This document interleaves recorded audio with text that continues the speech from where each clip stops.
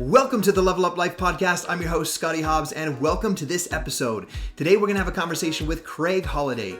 At the age of 29, he was introduced to a business opportunity by a mentor that he trusted and owned a construction company.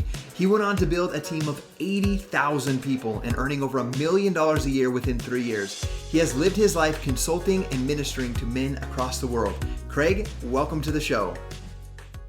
I just want to express my gratitude. You were someone, as I started my business, I was, just a kid from Idaho Falls, Idaho with, no real big examples of another way of living life. And, I feel fortunate that Alethea connected you with us and our local team. I'm forever grateful for that. And I remember, I don't know if you know this, but I never had done personal development as I started my business. And I didn't have a smartphone. I was working those 12-hour days, and I downloaded Think and Grow Rich, Millionaire Next Door, and Craig Holliday's 90 Days of Excellence onto my MP3 player phone and listened to it over 60 times my first year. So unbelievable. In my life, you're right up there with Napoleon Hill. Whoa. And those guys for me in what you did for me and my beliefs. So that's why I'm so grateful that you're here today. Thank you, brother. Yeah. And I'm just grateful that we get to have this conversation. So for those people, a lot of my people I worked with know who you are. I share with them that 90 Days of Excellence series that you did for us back in the day. But tell us more about who's Craig Holliday and what do you do? Well, I started in the industry in 1979, and at that time I was working. I had a construction company, and I worked as a police officer. So I was doing both of those things. And then a guy who had been really a mentor in my life, Dan Robinson, he was kind of led me to Christ when I was 16 years old. So he was an influence in my life. So he came over one night and sat down and showed me an opportunity, and I got excited about it. And I think I got excited about it because I'd always believed that my purpose in life, was to find people and to have an impact, to be an impact player. I grew up in a really bad home, abuse, and my mom was an alcoholic for a lot of years. And I spent too many years saying, why me? Just why me, why me? Until one day, I think after I found the Lord, I was 16 years old. And I remember I was down at the beach by myself sitting there, and this came to mind. I just said, why not me? Instead of why me, it was why not me? And that day changed my life, because I realized that no matter where you came from, that if you take your past, and if you the strength but the power of it comes from even the pain and the hurt. And if you can take that and turn it around, that you can use that to bless the lives of other people. Because, once I became successful, my third year in the business industry, I was making $1 million a year. I was 32 years old. And, I was living on top of the world. It was wonderful. But the biggest thing was that I realized that my purpose was life change for people, and it was always, my motto was always it's not about you. It's not about you. It's about others. And I found that a lot of people faced rejection, being in network marketing and the struggle of all those things. But I tell people, if it wasn't about you, then it didn't matter. If somebody said, no, that's not about you, right? It's about them. And so I kind of built my business around that. And then I really focused on building leadership, finding men, especially men. A lot of couples were in our business and building as a team, but I really loved working with men, because I just believe that most men are they have this thing inside of them. They're fighters. They want to win in some place in life.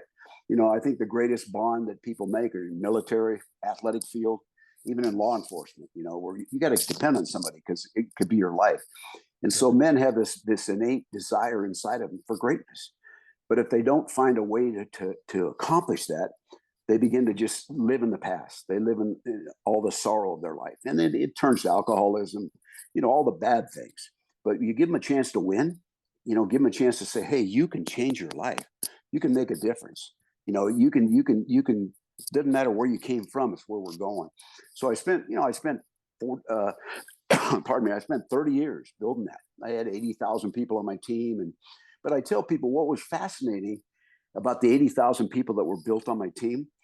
I had 25 men that would die for each other, right?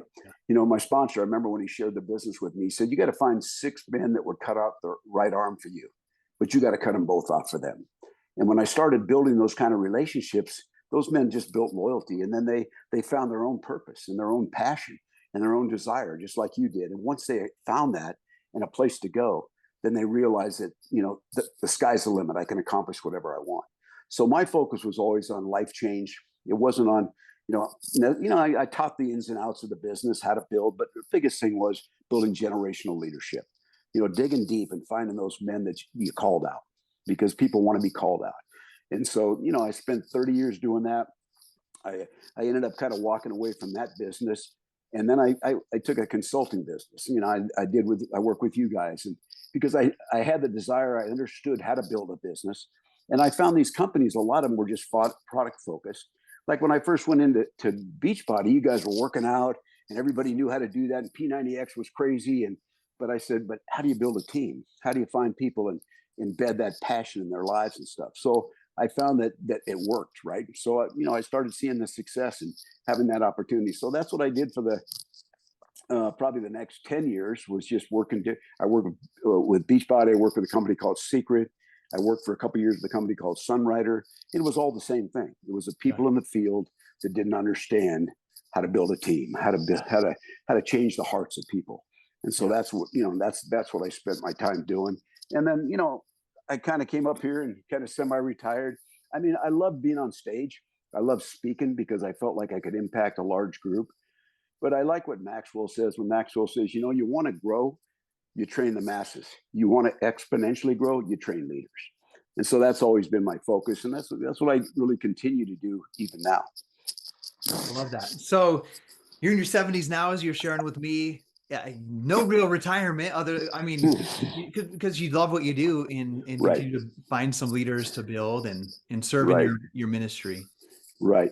That's and that's my heart and that's my passion. And I always believed, I never looked at my Amway business as a business. I looked at it as a ministry because I believe they coincide. God picks each of us to work in certain areas of our lives, and each one of those is an opportunity for life change, an opportunity to make a difference in the lives of people. So it was always the intersection of ministry and business together, always. And that's always the way I looked at it. And I believed, hey, if God called me here and this is where I'm supposed to be, I know I'm not going to fail, right? Because I'm just going to pursue and do the things that I believed I needed to do to succeed. It's funny, Scottie, the first book I ever read when I got into network marketing was a book called The Master Plan of Evangelism. Okay. And it's a book by Robert Coleman. And it was a life-changing book for me because the whole book is about Jesus and his disciples. And basically the book said that he came for the world, but he came to train 12. And then it talks about, and you saw, as you read the book, I saw how he dealt with this person, how he dealt with that person, the kind of listener he was. I've always said that listening is more profound than anything we'll ever say, right? It's just to be able to listen. And I watched I read it, the way he worked with the people and the things he said and the way he listened and the way he loved for people.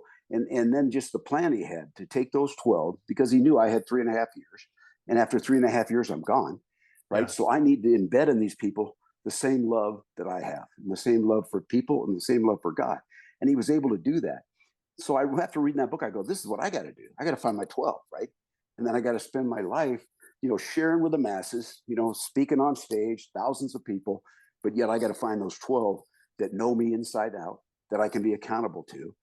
I used to bring my leaders together once a year, and I'd put a whiteboard up and I'd say, okay, y'all are wide open. Tell me how I need to change. Tell me the things about my life that you see, because I know you love me and I love you. Speak truth into my life. And they were honest guys, and I'd write stuff down. And I just told them, I promise you, I'll work on these things. I'll make the change. And when they see that humility as a leader, and they know that that's where your heart's at, and that gets duplicated in their lives. And that was always the thing that really, I had my Rhino team, right? I had that Rhino Renegade series I put together with the Rhino team, with these guys that they would get together and they were just life transformers. And that led to 80,000 people from those 12 to eventually 25. And they were just people that walked alongside of me, just like in the book of the Master Plan of Evangelism, 24 hours just living with them, seeing how the strengths, seeing the things they did, duplicating those in their own lives. And that's the thing that I think helped my business succeed. I love that. I'm taking mental notes here. I'm gonna have to go back and listen to this and see. Like I I believe a lot in Jesus's ministry, and I follow try to follow one of my church leaders. We'll just put it like this: as I was starting my business, is a CEO of a network marketing business. Hmm. Um, Unfortunately, he passed away in a plane accident with with majority of the males in their family.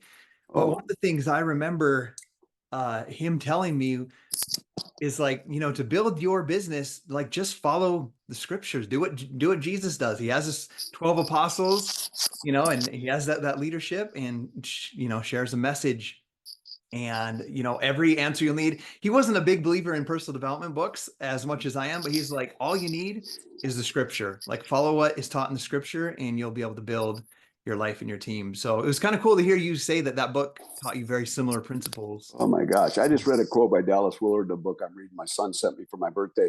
And he says in the book, he says, if of all your problems in life, if you want them solved, become an apprentice of Jesus. And I thought that was such a great quote because you study the scriptures in this book. And that's why all my guys, I gave that book out to so many different people because it's just watch the way watch the techniques that he used on people. Because none of our people we can train the same. Yeah. Everybody's got a different heart. Everybody has different skills. And as leaders, we think we can just teach everybody the same thing. But when you embrace those people and you now know them inside and out, then you can speak truth in their life and they'll accept that truth because of the respect they have for you because you live that life. You've been that person, not just talking about it, right? Yeah. Interesting fact, I have a mentor I've been working with lately that's won my heart, as you could say, like you're sharing, and Mm-hmm. it's really pushing me into the next level. I mean, many things that we're seeing right now, doing a podcast for the first time and changing my messaging on social media, where, my purpose and mission on my social media is, helping people understand the important that their family is their most important work on earth and to become the best human possible. And I focus on God-based family relationships. That's kind of Right. what my messaging is. And so she's kind of helped me, lean into that area. Mm. But more importantly, her gaining my trust and my heart.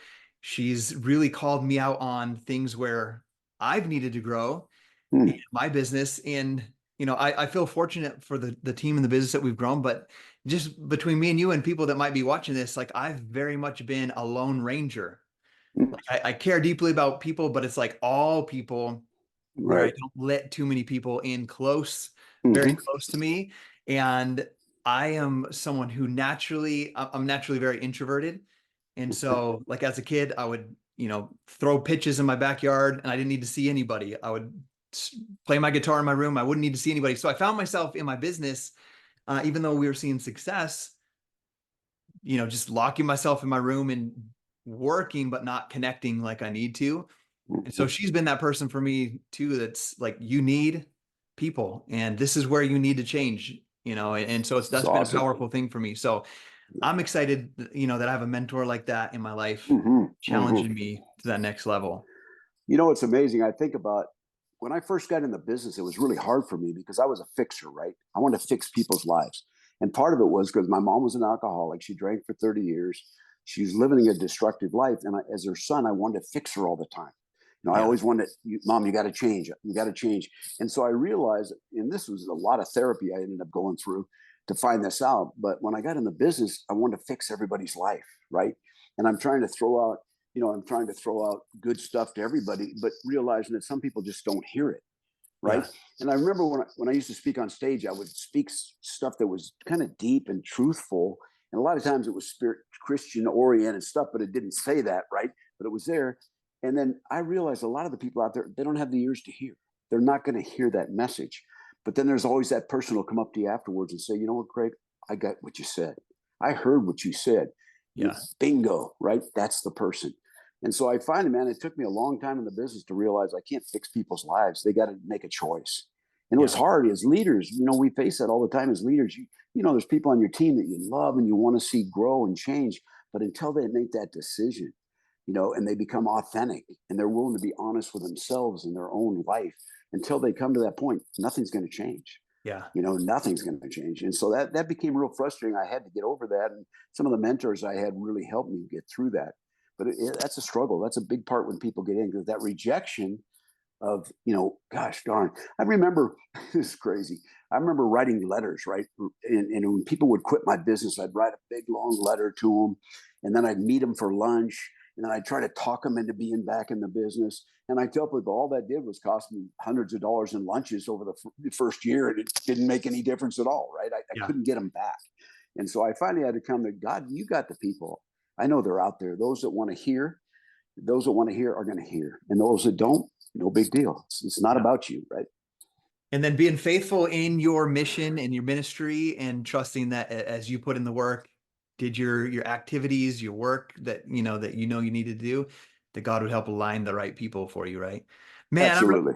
I relate to you so much. Like, one of my biggest things, I talk with my leaders. We meet every Wednesday on Nice. Zoom, is just talking to them through some of the mistakes that I made early on. Like, I remember hosting a retreat in St. George at our vacation rental.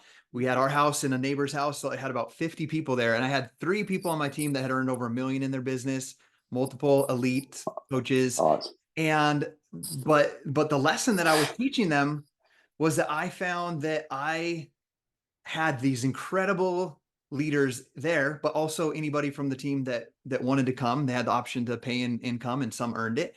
But I found that I spent probably 80% of my time in the garage trying to help the kid that was out there smoking a cigarette all day, Mm. saying that he was going to get in his car and leave. Like, he was anxious, he didn't feel part. And I was that saver. I was a people I pleaser. know.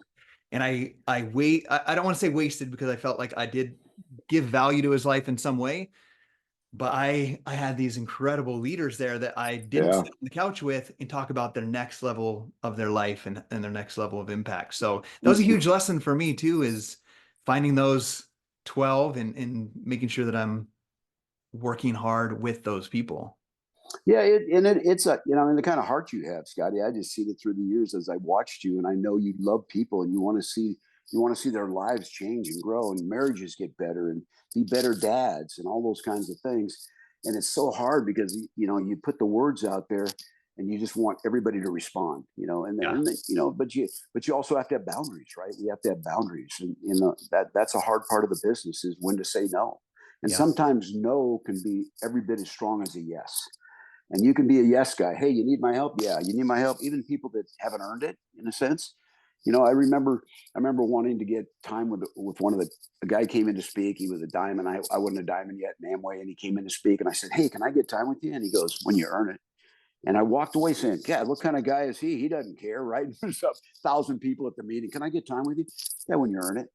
But for me, that was what I needed, right? Because I was competitive. Okay, that's fine. All right, just get a big lunch, sit in the bushes, and watch. I'm on my way, right? Yeah. Because that I will he earn it. probably knew what to say to me, right? Because he knew that I had that kind of drive and stuff. So yeah, Yeah. so it's what you say at certain times. And I think I just posted something the other day on Instagram that talked about a good coach knows when to poke, when to stroke, and when to leave alone. And I think about in sports and those kinds of things, but I think about even in the business, who do you poke? Those people are. You can drive them. You can say, "What's wrong with you, man? Get your butt out there and do something." Then you got those that, "Hey, Brad, I love you, man. I believe in you." And those you just leave alone because they don't need it. They're gone. They can drive it. They're self drivers and stuff. But you got to learn as a coach, and that's why every individual is different that you coach. Yeah.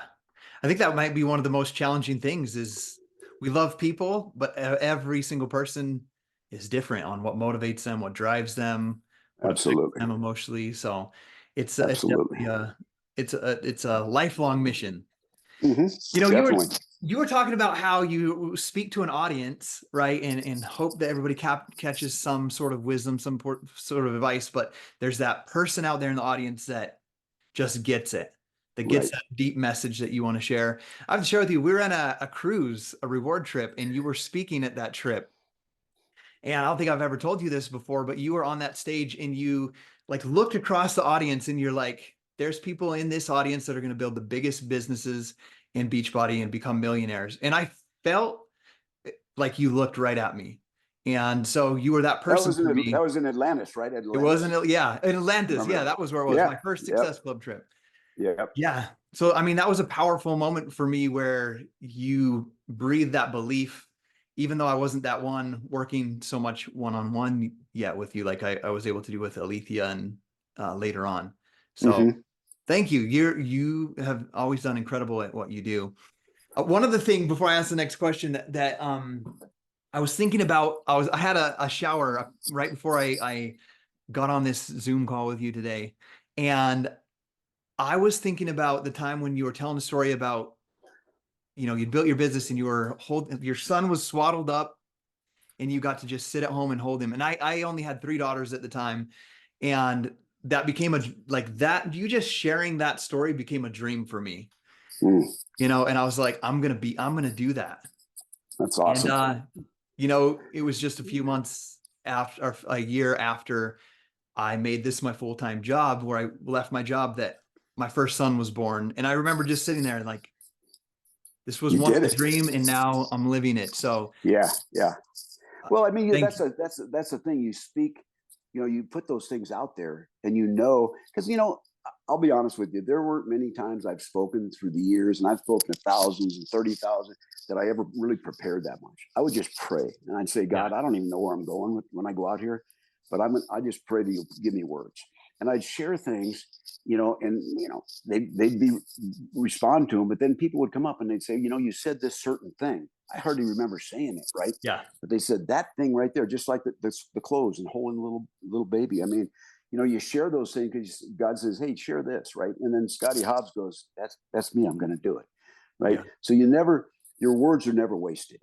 They're never wasted, and that's why I think the older you get, you hope you gain wisdom, right? The Bible says, it talks about people with gray hair or white hair have wisdom, right? So you hope you do, and when you do, I think you talk less, but your words that come out hopefully are more impactful than just jabber, right? Yeah. And that's what I pray for every time. If I'm on somebody's podcast or whatever, God, just give me some words that will make a difference for someone that listens to this, because there's somebody out there that needs to hear, "Hey, I believe in you, man. Yeah. You can change your life. You can do whatever you want to do." And I believe that. I believe that. And I was in Vegas speaking for I can't remember his name. He was a diamond in Vegas or a coach in Beachbody, but I was there speaking for him, and this woman came up to me afterwards, and for some reason God said, just encourage her. And she came up to me and kind of had tears in her eyes, and I said, "Yeah, I just want you to know I believe in you, and I know I don't even know who you are, but I know God's gifted you with some things and talent that you can make a difference in the lives of people. I just want you to know that today." And I gave her a hug, and she left, and I got I think it was a text a while later, and it just said, "Craig, I want you to know I'm 40 years old and no one in my life has ever said those words to me." And I thought, wow, what was that? What did it take me, like a minute and a half or 2 minutes to just embrace her and say those things? But you Yeah. don't know, you just know people out there, most people there, a lot of times are hurting and you never know it. And your words can make the difference. Yeah. Thank you for sharing. You made me a little emotional thinking about that. Yeah, it was something. I started, shifting my message on social media, and I kind of talked to you about that. I'm just encouraging people to have godly marriages, relationships. There's just so much negativity in the world all around. And I'm finding that people are sharing those reels, those messages, because it makes them feel good and they want to share it because it makes other people feel Mm-hmm. good. And so I can see my notifications, like shows like who shared your reel. I can look at it. So for the past month, every single person that shared a reel, I send them a message and I'm just like, "Hey, I know you don't know me. I just want to say thank you for sharing that message on your Instagram Mm-hmm. stories. I want you to know that I believe that you're capable of accomplishing anything that you want in your life." And then I just say, like, "Where are you from?" And just the conversation, some are in India, some in Japan, Australia, US, Wow. Canada. And it's like it just feels so good to do that. Mm. And there's no real agenda behind it. Like, obviously, I can't do a business with body, at least in Mm-hmm. those countries, but it just Mm-hmm. feels so good helping somebody believe in themselves. Maybe like you said, no one's ever said like, you can do that, or you have what it takes. Mm-hmm. So that brings me so much joy just doing that. And I even saw, I belong to a certain religion, and someone saw that I'm the same religion as them, and they had not gone since they were 9 years old. And she's like, "You know what? I should go back." And I was like, "You should go." And Mm-hmm. she's like, "Yeah, maybe I should." And I was like, "Do you know where to go?" And I helped her find, I like looked at like where it was at. And I was like, they meet at 9 a.m. Will you go this Sunday? And she went and she's like, thank you so much. Like That's great. yeah, she's in her Yeah. 40s. And I was like, it You just never know. felt incredible. Yeah. So you're a messenger of hope. I mean, that's what your life is. That's what Yeah. God's called you to be. And, whether it's on Facebook, whether it's in person with your own family, we have to constantly be a messenger of hope. And when you are, it draws people to you. Right. And, it's not to gain a following, but to be an impact player in the hearts of people. And that's really what you are. I mean, you're a body coach and you've had your success and you've made lots of money, but ultimately, deep down in your heart of hearts, you're a messenger of hope, and that's what God's called you to do. Because we're not taking anything with us, right? Yeah. There's no Brinks truck behind the hearse. It's just going to be you. But what have you left? What imprints have you left on the hearts of people? And I think, man, especially in the business that we've been in or that you're in and doing now, and the one I've spent my life with, it's just I knew that was what I had to be in order to have success, in order to create a following, in order to move up in rank or whatever it was. Yeah. That if you embrace that God was going to do it. Because we sow the seed, but we never harvest the seed. We just sow the seed. I love that. Now, speaking of that, the business model that you and I are in, and networking, network marketing, I have a question for you, just because you have years of experience. You've consulted other distributors and other companies outside the one that you built. What is the common misunderstanding about that profession that you've seen? Well, it's the biggest thing is people think, you're using people, right? I'm going to get someone, I'm going to use them. And that you make people feel uncomfortable. And a lot of it has to do with how we build and the way we build our business. But I think there's a strong misconception. I mean, part of it is when people get in and they fail, they're not going to say, well, because I remember when you first get in the business, you're like the cop partner. I'm talking to him about the business. I'm so fired up and stuff. And you realize that, man, I either got to succeed or I've got to move out of the state because I'm telling all these people, right? So I think a big part of it is when people quit, if they don't have an excuse for why they left, they're not going to say, I'm a quitter. I quit. I just wasn't willing to pay the price and do the things it took. They've got to come up with a reason. So you see it online. You see it when they talk about scams and all that stuff. People are just coming up with a reason that they can live with, looking in the mirror, the fact that they weren't willing to do the stuff it took. So it was never the business. It was always the people. Yeah. Right. So I think the biggest misconception is the voice of the people that failed, the people that wouldn't succeed, the ones that wouldn't do it. And don't get me wrong, there's been companies that were bad companies. They weren't good. They didn't have good leadership. Right. But for the most part, it's just everybody hears a voice from failure, and that's what they base their business on.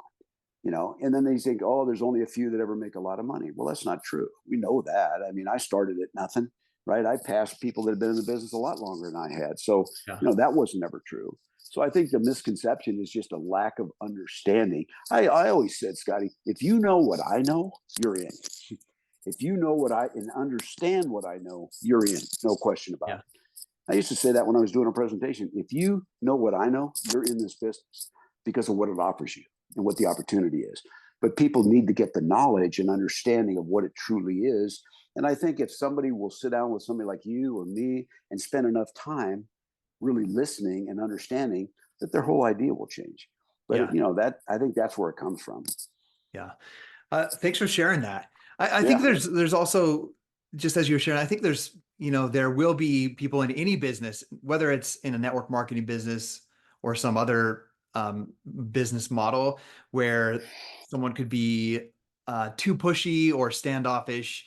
Like, for example, I've probably invited 5 people locally to join my team from the local gym that I meet face to face, take them to lunch. And like, I tell them straightforward, I'm like, I know this will benefit your life. Let's sit down and talk about it. But I want you to know, if you feel like this is not for me, like I'm not going to be weird about it. We're still going to fist bump when we get to the gym. We're still going to throw some reps down together. Yeah. If it's for you, if it is, if it's not, it's not. But I can't go without not sharing it with you from what I've learned from it, and then let you make that decision. And that's great. I mean, you think about people's greatest fear. People's greatest fear is rejection.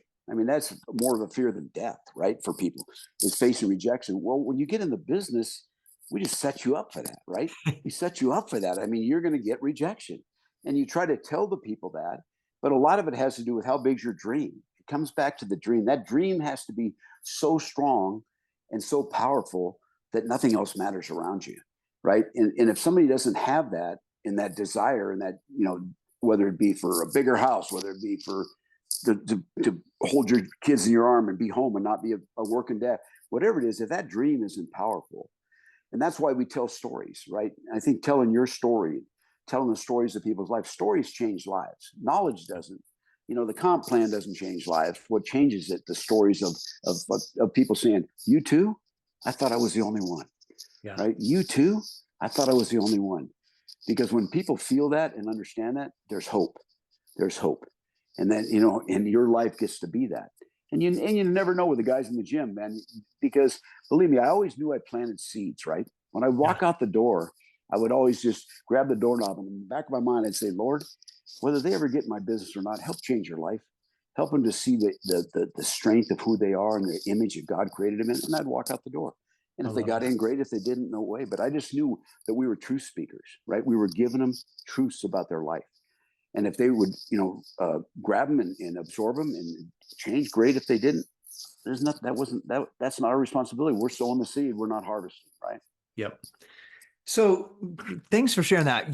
Craig, you've been ever since we were 16, right? When you were first introduced to the business and this guy came into your life. Well, no, Well, that was my mentor at 16. He was right. my total mentor, especially spiritually.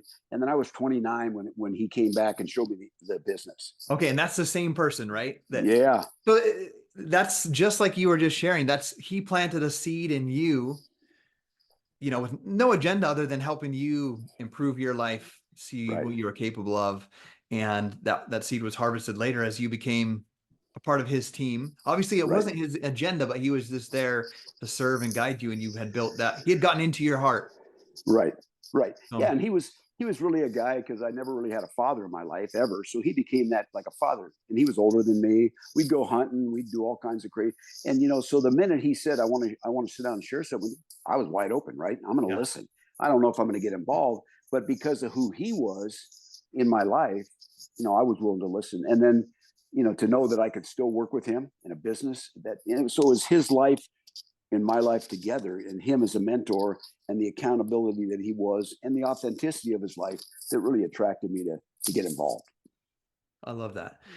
So as you started your business, you mentioned that you would write, if someone was like going to quit, you would write them a letter, take them to lunch. Yeah. Yeah.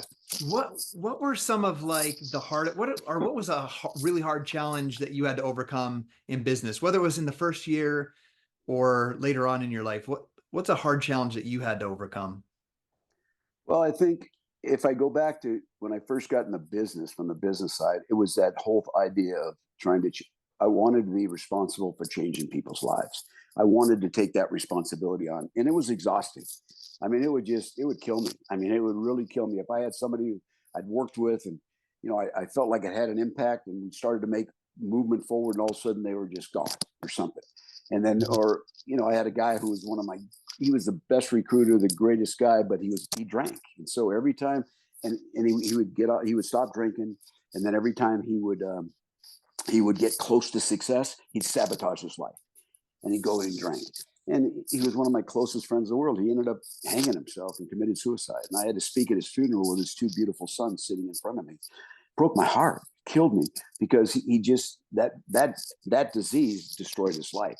But it was always, people sabotage their life because if they all of a sudden they have a chance to have what they see as something that they never deserved and they shouldn't deserve, and maybe because he drank, and so that was kind of a sin of his life that was perpetuating this thinking. He sabotaged his life, and I saw people in my business do that, and they did it on purpose, right? Because they just didn't want the success. They didn't want people looking at them and following them. So I think the thing that was one of the hardest things for me was just getting past that, and it took a while, man. It really did, and I wasn't good at it. My wife at the time, she saw how it destroyed me, and she said, "You got to let it go. You got to let it go." It was hard for me, really hard. But the therapist told me, he said, if you could fix one person, then that was the accomplishment, because you could never fix your mom. You were never able to fix your mom and get her to quit drinking. She finally did on her own, but you couldn't do it. So now if you can get one person and get them to stop this, whatever's going on, then you had success and now you won. And so I realized that was what it was. It was a whole emotional thing wrapped up in my relationship with my mom and my past. Yeah. Wow. You know, I listened to you tell that story. I started my business at 29 as well. Mm-hmm. And, you know, you just made me, I think I really got emotional just listening. Like you said, stories are powerful. Mm-hmm. My best friend, I don't have any brothers. My best friend was my cousin. He was like a little brother to me.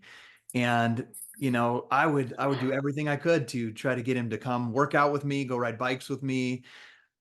We'd go camping and hunting, and I would do a little cardio workout and invite him to do it with me. I'd make him a shake, like doing everything I possibly could. And, you know, unfortunately he drank himself to death and, you know, died at the age of 38 just a few years ago. And I think that was a really hard challenge for me too, is because I'm out here trying to save everybody. And I'm Absolutely. like my very closest person that knows more secrets about me than my parents or my wife or anybody. Yeah. I couldn't It did. help because it It didn't didn't come work. out. Yeah. So how'd that make you feel? You know, I felt guilty for a while. Like not not guilty, but just like, man, what could I have done different? What could I have, like, how could I have approached him differently? Did I encourage some behaviors? You know, just like all of the questions, right?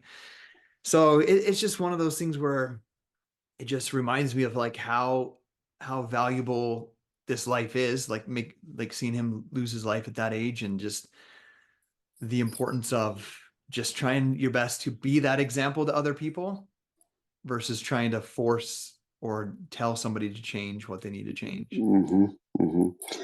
Yeah, and I mean, you've been in the business long enough, and I have for sure that we have a lot of those stories, which are Yeah. unfortunate. You could tell a lot of them through the years, and they break your heart. They break your heart, and I don't think you ever become callous with it. You don't ever get to a point where it doesn't bother you anymore, right?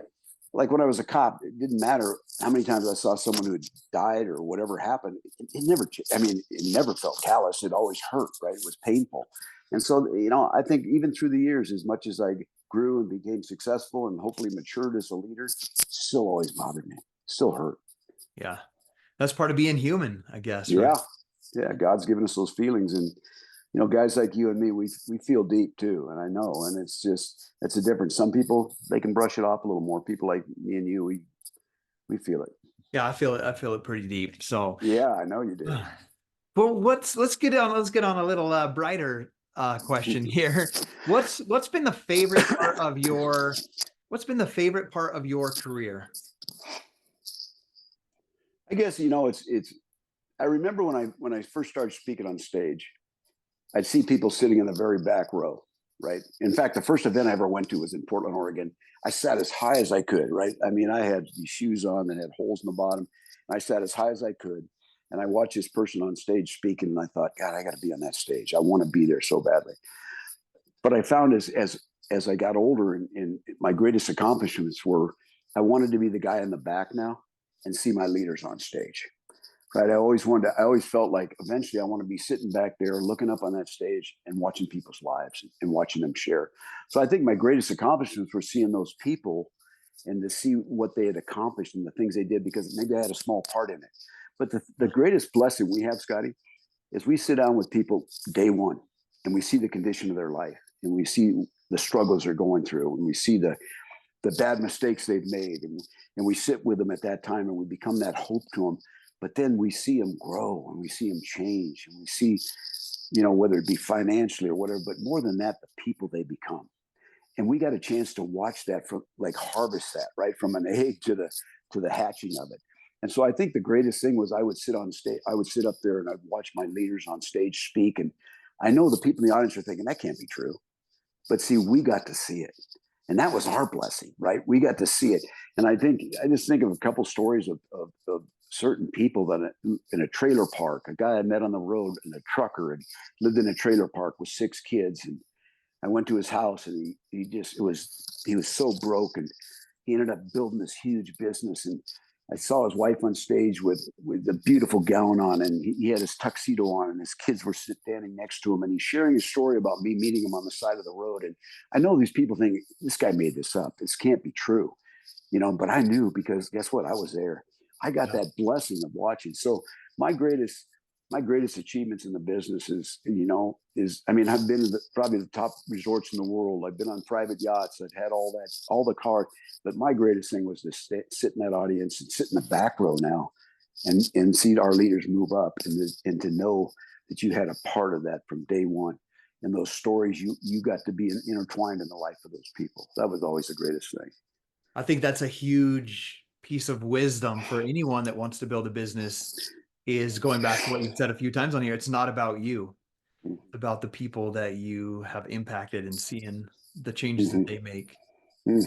Yeah, for sure. And it's just, you celebrate with them. It's a celebration, of their life, because everybody's got a song inside of them, right? Everybody has a song inside of them that they're going to sing, and so many people go to the grave with it still without even ever singing it, right? And if you can help them create the lyrics and live that out, and those people on stage that were leaders in or that were out there sharing their life, that was their song. They were singing it now. And in the beginning, it was so drowned and so pushed down and so subdued that you didn't think it would ever happen. And then you watch them up there. Yeah, I still, there'll be times I'm hiking up in the mountains with my dog, and I'm just, all of a sudden somebody will come to mind, right, of the life that was changed. I start smiling because I just remember, and even to this day, I see a lot of those people and on Facebook and stuff. And so just to know that's always been the greatest accomplishment. My house, I live in a 15,000 square foot house, right, in California, $5 million home and all that stuff. And it was great, but man, it was those people's lives, the trucker on the side of the road that just had a dream that maybe someday he could change his life. And that's the real legacy, the thing that gets left behind. Because not only did you see him change his life, but he went on and impacted thousands of people as well, which is generational. Yeah, absolutely. Onto their kids and onto their kids. Absolutely. So majority of people watching this podcast, they're either like wanting to live their life, like be elite level athletes, or they want to build a business, be an entrepreneur. And you've lived almost your entire life like that. Even prior to your network marketing business, you had a construction business on top of being a police officer. So what advice would you give to somebody who's interested in starting their own business? I think the biggest thing is first, you got to find someone that can lead, right? I mean, we want to start a business. I don't care what business it is. I've got to find someone that was willing to reach down and be a part of it. So I think looking for that is huge. You got to have the desire first. You got to, in a sense, understand the price it's going to pay. You're going to have to pay for it. But other than that, there's got to be, the other day I posted something about, somebody asked me, what's the biggest mistake people make that become successful? And I said, because they walk away from mentorship, right? Because they think, oh man, that guy helped me. He's been great and all that. Here I am, I've made it. Well, we never make it, right? There's always got to be someone that you're reaching up for help, and you turn around and reach down. And so you've got to find that in the field, or the person that you can follow that's accountable, a person that is authentic, in whatever field it is. That's the start. And so I think, whoever you get in business with, or whether it's a business on yourself, who's willing to be able to help guide me. It's like I know in the Special Olympics, you've got the blind kids on the sprints, you've got a coach facing them, running backwards, yelling their name, and all they can do because they're blind is just follow that coach. And you've got to find that person that'll face you and let you follow and guide. So I think that's the biggest thing. And then it's just, it's just the desire to be able to be your own person, desire to make the decisions. There's a lot of people that were made to be employees. I mean, that they don't want to be a manager. They don't want to lead people. And I get that. But if you're that person that's always said, I know some way, someday I'm going to do something great with my life, like you and I were, or are, someday, some way, if you've been that person and it's just inside of you, and every night you go to sleep, you think about it, every morning you wake up, you think about it, then you've got to reach out and be willing to ask for help. See, you were talking about being a loner, right? I'm kind of doing it on my own. I mean, I don't dislike people, but I'm going to do my own thing. And that loner, if you're that person, you got to, it takes a big swallow and go, I'm going to ask for help. I need help. So I think if you're thinking about starting anything, get some help, get someone who's there, or someone who's been there, and someone to reach out to them. I don't care what it takes to do it. You need to do it.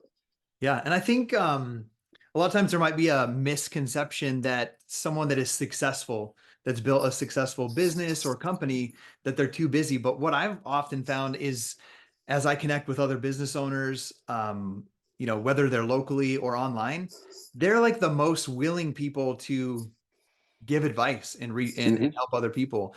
Hmm. And so those people are out there. You just have to be willing to look for them and ask for that help. Absolutely. And I think with the being in network marketing, I think a lot of people are afraid you're always trying to recruit them, right? You're Yeah. always going to try to get them, right? But there's people out there like you and I. If you want help or information or whatever, reach out. I mean, I'm not trying to recruit you. You're not trying to recruit them. Yeah. If your life and what you've accomplished is attractive to them, great. Let's talk about it. So I think there's a fear out there for some people that, especially if I'm going to get in this kind of industry, God, I'm going to have people driving me crazy. No, there's always that person who cares enough to just listen. If they want to take the next step, great. If you don't, no big deal. They're not there to try to get you. Yeah.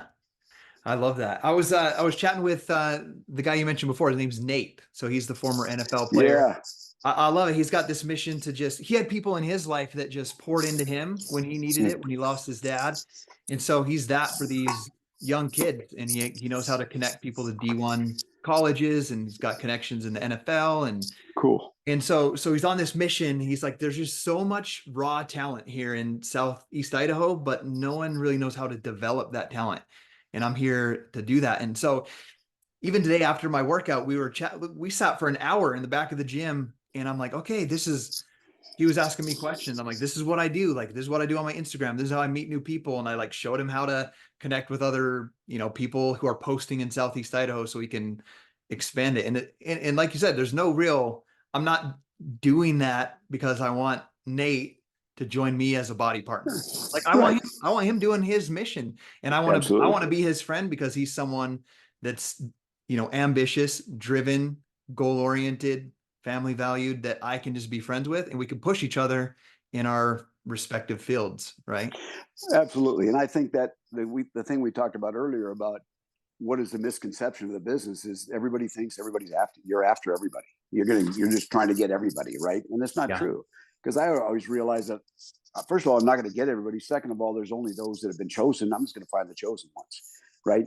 And so it's never been. And even when I first got started, I mean, I was excited about the business and stuff, but I realized that hey, if somebody wants to get in, great. If they didn't, and it wasn't about me. It was about them. So but I think there is a misconception that, oh my God, here they come. Look out. They're going to talk about body and Scottie's only working out here at the club because he's trying to attract people so he can sponsor them. It's just, I mean, it's out there. Yeah. Yeah. So I want to ask you, we'll wrap up here shortly, but I want to ask you, what hardship in your life taught you the most? Oh man, I went through a divorce and I was married 33 years and I went through a terrible divorce. And I think it was just because of the failure of that, right? And what it felt like, because I never imagined that happening and I never expected that to happen. And I had three children and they were older. I mean, they were 25 was my oldest son and 23 and 22 or 21. So it wasn't like they were young, but, unbelievable. Unfortunately, it was a hard lesson to learn, but I realized that, you know, that as strong as I was as a leader and as strong as my self-esteem was, I went through a really bad time, a really hard time. But I think I went to therapy and counseling and a lot of prayer with pastors and stuff, and it got me through it. But I think realizing that hope, is hang on, hope, hang on, pain ends. That word hope, hang on, pain ends. And so I had to get through that. And it was a really hard time. Charlie, go lay down. Sorry, it's my dog here. No, you're okay. In fact, I remember, did you read the book, The Shack? I read it, but it's been years. Yeah.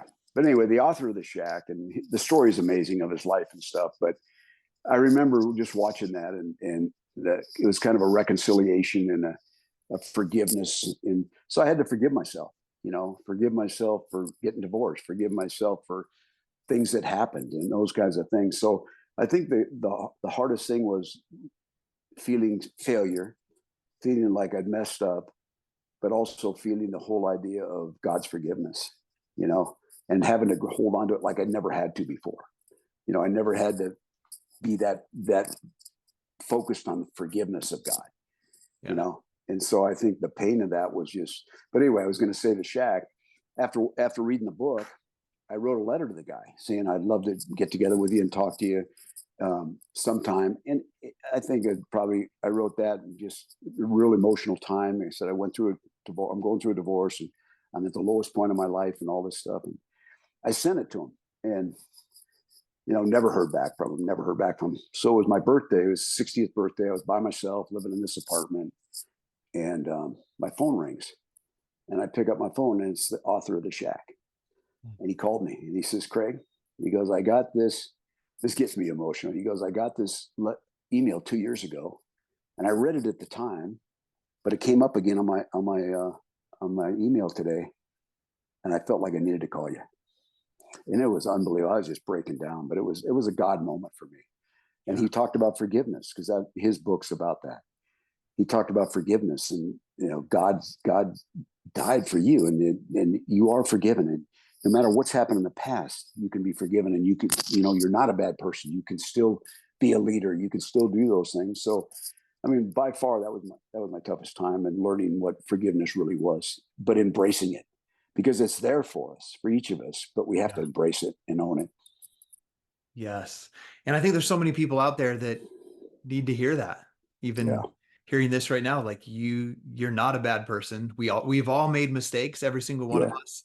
Yeah. And you're not alone in it. And that's the whole purpose of Jesus Christ coming to this earth, is to give you that freedom from that pain. So, and so many men struggle with it, and they really do. I mean, it's just, I read something once that if people could forgive themselves, it would eliminate about 70% of the beds in hospitals.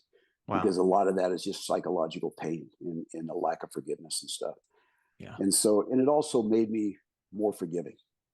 Yeah. Right. And more understanding, more grace, because it's easy to, as you become successful, to maybe judge and this, but I think through understanding the power of forgiveness is also being able to become a forgiver. That's a big gift that gave you. Yeah. I remember, I've made mistakes in my life just like everybody else. And I remember just one time even walking through the hallway at the school carnival, elementary school, with my kid, and just feeling like, even though they weren't, feeling like every person was looking at me, or me looking at every other person being like, that person probably wouldn't have made that same mistake I did. That person would probably never do what I did, feeling like I was the only one in the world. But with forgiveness, I mean, don't even ever feel like that ever anymore. I know. So it's a powerful gift. Well, especially when you spent your life on stage and you've been, all these people know you and they know your story and your life and all that stuff. And then all of a sudden to have that failure is just tough, man, because it's not, you live in a glass house. It's not like you're a truck driver out there on the road. No one knows who you are, So, but again, it's going back. And I think, again, the greatest lesson was understanding God's forgiveness, but then being able to forgive more and understand the power of that. That's beautiful. Well, I want to wrap this up, Craig, just asking you one really last question. Like, what are you most proud of? Oh boy. And there could be a few. Well, I guess my kids, man. I got these most amazing kids. My youngest son, he built a business, $100 million business in 4 years with the synthetic rings, the Kalo rings. That was his company. He sold that. And he's just he's just unbelievable. He's, he mentors, he's a passionate, loves the Lord. He speaks in front of so many groups. He's such an influencer. My older son, the same thing. My daughter, she was a pastor of outreach at a church for a long time. Now she's just raising her 3 kids. So I'd have to say my children. My children are just, God bless me, man. And he really has.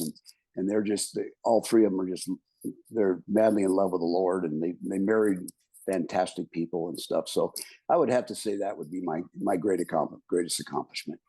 That's beautiful. And people watching this are like, I'm here to learn about business and how to be an entrepreneur and all those steps. But I think that's so powerful to hear, because I think as we're building businesses, building, our lives, that, as men having these big dreams of what we want to accomplish or provide for our families, that you can get so caught up in.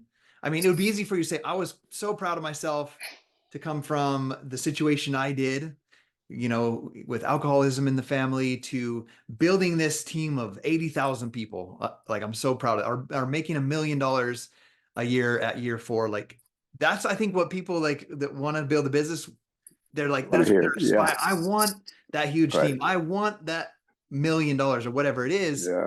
But I love hearing the wisdom from you of, no, what I'm most proud of is what my children have done and who they are.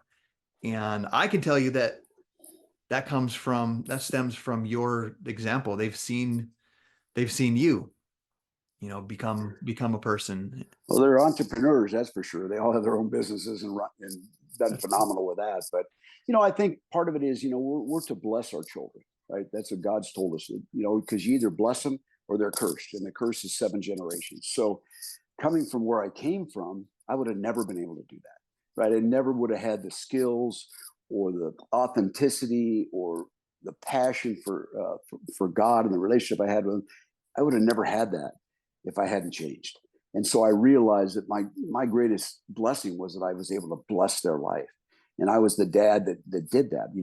Gary Smalley's book, The Blessing, I don't know if you've read it, but phenomenal book. But he talks about the 5 blessings that we give our children. We speak into their life, and all those things. And it's like, I would have never known that. So the business really was the personal development, if you will, or the men I was around that taught me what the priorities were, so that I could now bless and not curse my kids.